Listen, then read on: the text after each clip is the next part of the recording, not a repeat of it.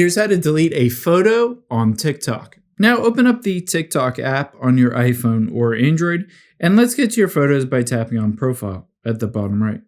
Now you can see all of your posts, including your videos, as well as this photo. Keep in mind, photos have those little squares at the very top right. I can tap on it, and if I wanted to delete this, at the bottom right, you're going to either look for the share icon or the three dots. You can see in this case, I have three dots, but if you have a share icon, just tap on that.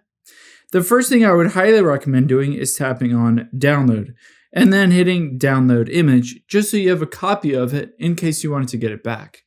After you've done that, again, let's tap on those three dots, and then swipe all the way over at the bottom, and here's delete. Just tap on the delete button, and you can choose to delete and re-edit or just delete. It says you can restore this post for 30 days in the activity settings in your settings. Just hit the delete button.